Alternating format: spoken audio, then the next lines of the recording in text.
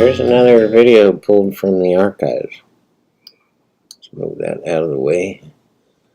This is from March 2017, and if I remember right, I was hitting a groove at this point in my playing, and I was starting to play good again. I was coming out of retirement, so I spent about a year hitting balls with my friend Donnie Long, and I just started getting in stroke and playing good. And with it came a little bit of cockiness that I'm not real proud of, looking back. And you can see it in my walk and some of my mannerisms. And you can see me jawing with some people who are hanging out there watching. If I could change anything, it would be that part of my game. If I could go back and change anything, I've changed it now. I've settled down. I'm not the way I used to be. Anyway, all that's beside the point. This is from March 2017, and I'm playing with my McDermott. I wish I never sold that stick. Sometimes you don't know what you have until it's gone, you know. Yeah, that was definitely a case. I think the second I threw it in, I was like, why did I do that? I didn't like the wrap on it. And I didn't like the balance point. It's an older 1980s McDermott, and they just don't make them like that anymore. But I could have customized it, and I should have customized it. I should have kept it, made it my own. But I didn't. I felt guilty about customizing it, so I said, you know what? Take this before I destroy the whole value of it to anyone except myself. You know, if you can use it and keep it original, God bless you. Take it. Big mistake. Anyway, let's get on to this game, man. I'm rambling. Here, this is going to be an issue that's rarely discussed in the pool world. A lot of guys aren't going to share this with you. And it's because it works for them, and I don't want it to work for everybody. A table like this can be intimidating to a player, because when you first look at it, they're going through their head, they're imagining the run out, and they're seeing how much cue ball movement you have to go through, how much work it's going to take to run this rack, and it's just they'd rather see something a little bit easier. And so let's go through it. You see the 1 ball's down this side, the 2 balls up this side, the 3 balls down this side, the 4 and the 5's up this side, the 6 is all the way down this side, the 7's back up here, 8's down there, and the 9's all the way back there. So it looks like you have all this. It's like, oh my God, how am I going to run this out? And because of all the cue ball movement that they're picturing in their head, the more you move the cue ball, the more margin for error you're going to have. You know, you're going to come up short 4 inches on one of these balls, and it's going to screw everything up. But that's the wrong way to think about it. Let's go over that again, and let's picture getting the cue ball in the center of the table on every shot. Okay?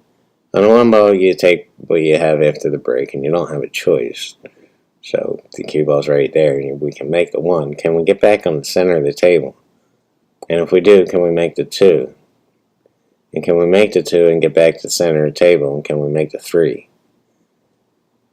And onward and onward. Center of the table on the 4, yeah. Center of the table on the 5, yep. Center of the table on the 6 is absolutely going to be a problem. We can't do that. And that's because this 8 ball is bigger than it looks.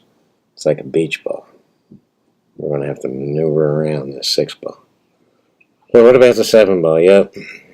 And the 8 ball, not a problem. And the 9 ball, not a problem. So let's just go about this table with that in mind. Let's pick center of the table first. And if that doesn't work, let's come up with another plan to get a little bit closer, get on the right side of it, or whatever it's going to take. Alright?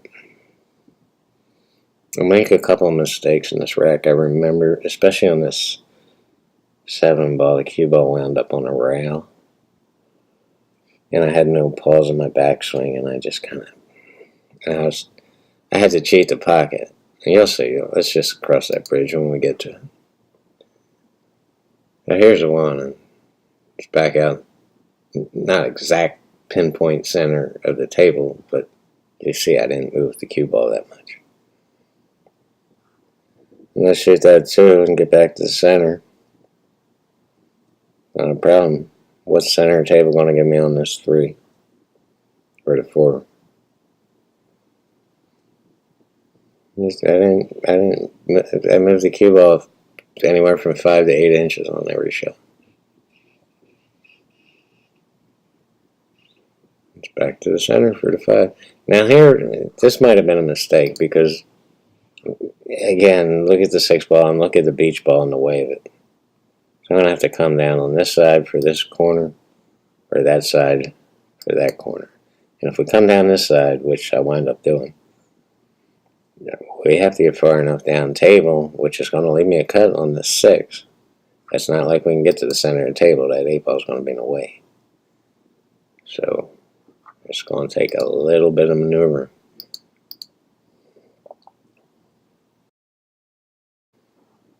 The clockwise movement of the cue ball bounced it up in this direction just to get around this 8, which I'm still flirting with getting behind. I need a little bit of roll of this cue ball to get down there, and now it's a little bit shaky. Can I see this 6 ball or can I not? And I can, but that could have been a disaster. 2 or 3 more inches up table, and I would have been hooked. So, and here leaves you with another question. I'm back in the center of the table, although close to that side rail and that side pocket. What's the plan to get back on this 7 ball? And you'll see it here. This takes a lot of follow through. Bounce off that end rail and boom, back up to the center of the table. Now here's where I screw up. This is a horrible stroke here. I got a little excited, but I had to cheat this pocket because it's dead straight in. This is a straight in shot. So this brings up another issue, is how to get position when you're straight in on a ball.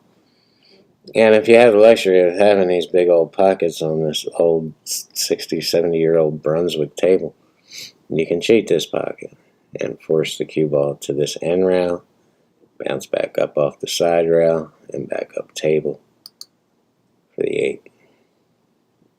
So again, a lot of follow through.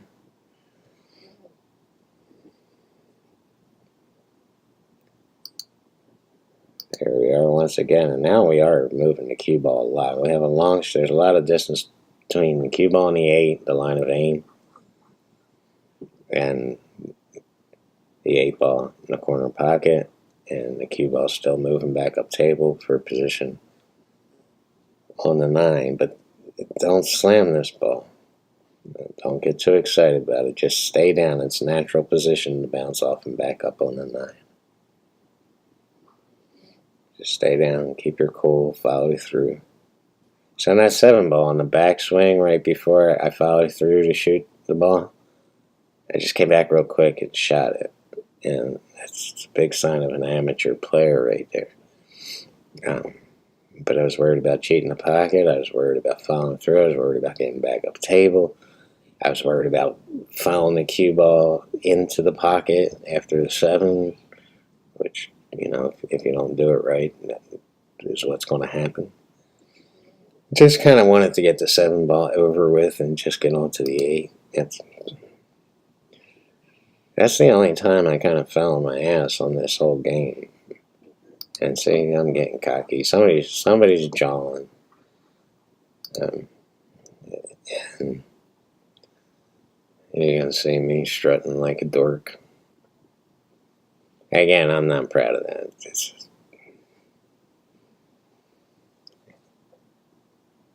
Confidence is a little too high up. And a little too baity trying to get a game here.